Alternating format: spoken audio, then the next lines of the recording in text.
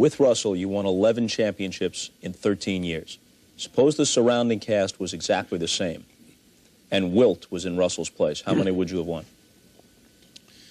Well, let me put it this way.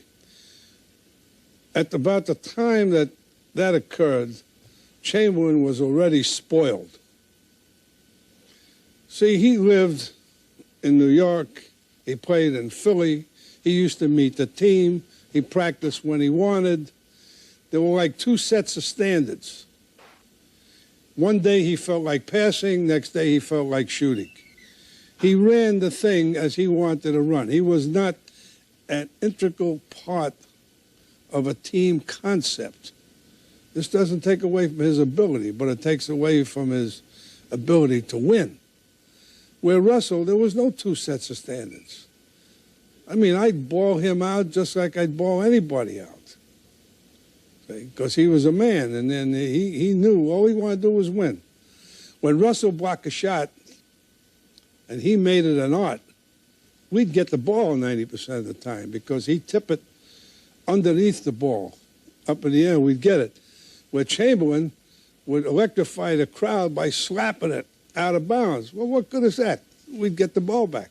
Here's the thing I think that sealed Wilt's reputation, and I told him this too.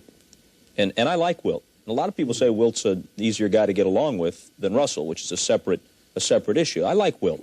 But up until, let's say, 1967, you could make the argument that as great as Wilt was and he was Goliath, he didn't have as good a team, generally speaking, around him as the Celtics. But after the Sixers won that one title in '67 with that awesome team, they definitely had a better team than the Celtics in '68, and they had a 3-1 lead in the playoffs, and the Celtics came back with a lesser team and beat them. The next year he's with the Lakers. They got a 3-2 lead, and the Celtics come back and beat them with Russell's last team and Emmett Bryant and Bailey Howell and Don Nelson. And then the next year he's with the Lakers again, and they're no worse than even with the Knicks, and the Knicks somehow beat them. And when those three losses came consecutively, that's when it was sealed. If he had won 2 of those 3, he could have changed the reputation, maybe.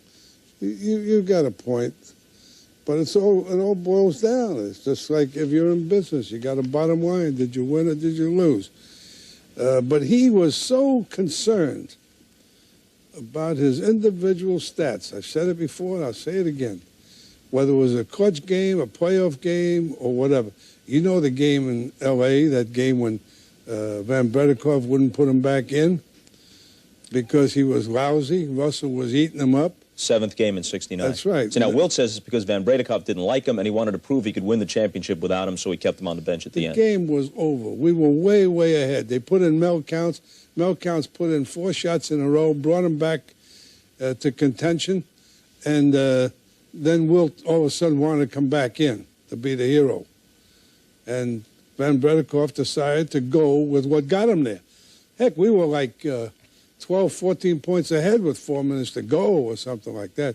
That's the time when Jack Kent Cooke had the balloons in the corners. Yeah, Jack Kent Cooke owned the Lakers then. 7th game, they're a big favorite on the Forum floor, and he's got balloons held at the ceiling with a netting, and he's going to release them when they win the World Championship. Not only that, he gave out mimeograph piece of paper to all the wives and everybody what the procedure was. After the win, they were to go here and this and that. At the signal, the guy released the balloons and all that. And I made a statement, what is Jack Kent Cooke going to do with those balloons? And this was the one, it was the greatest. I think you were so... What are they going to do with all those balloons up there? They'll eat them. Hello everyone, I spend a lot of time trying to get you guys nice videos, so please subscribe to this page, and please subscribe to my second page. The link to my second page is in the description section. Thank you.